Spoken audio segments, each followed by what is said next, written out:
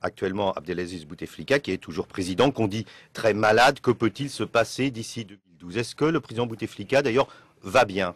Vous observerez que je ne dis jamais président, je dis chef de l'État. C'est un statut de fait. Un président, pour moi, est quelqu'un qui est élu démocratiquement, ce qui n'est pas le cas.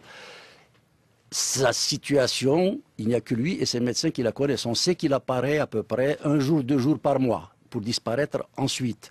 Le pouvoir algérien est dans une espèce de SAS, de service de réanimation, où on extrait le patient une fois tous les mois, tous les 2 mois. Je ne suis pas sûr. Il y avait quelqu'un qui dirige quand même, du coup, même si c'est pas Il n'y a Bouteflika pas directement. vraiment de direction. Je suis député à l'Assemblée nationale. Hein.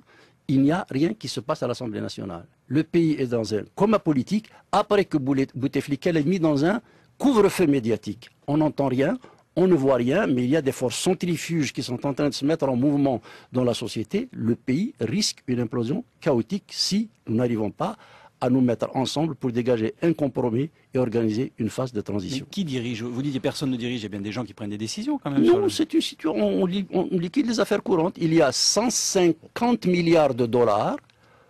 Le pouvoir picore, et je suis généreux de cette cagnotte, ça suffit, il n'y a pas de mise en perspective, il n'y a pas d'intention. Je suis député, j'ai été censuré par le président de l'Assemblée nationale qui m'a retiré le micro en pleine plénière. Voilà où nous en sommes. Il y a bien eu une intention au moment de l'amnistie, quand Bouteflika a dit amnistion, tournons la page du passé, redémarrons sur de nouvelles bases. Ce n'est pas d'une amnistie, c'est un peu plus cynique que cela. Bouteflika a voulu récupérer l'islamisme pour le braquer contre ses adversaires politiques dans le sérail. Il n'a pas simplement amnistié.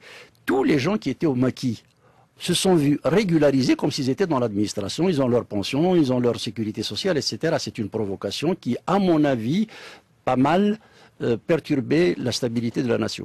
On dit que les relations entre la France et l'Algérie, on le constate, ne sont pas au mieux, c'est plutôt glacial. À quoi attribuez-vous ça? Je pense que le régime algérien est en train de fermer portes et fenêtres. Il ne veut pas, pour l'instant en tout cas, de vis-à-vis, il ne veut pas de discussion, il ne veut pas de transparence, il ne veut pas d'échange, parce que toute parole libérée peut amener un débat peut signifier alternative, et pour l'instant le pouvoir algérien n'en veut pas. J'ai une dernière question pour vous, Saïd Sadi, qui nous vient d'un auditeur par SMS au 62030, qui nous demande si pour vous, le livre La mafia des généraux est réaliste des événements de ce qui se passe en Algérie.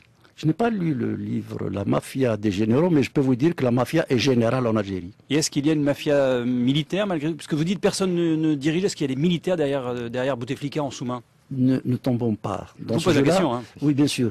Si Bouteflika était en opposition avec les militaires, ça se saurait.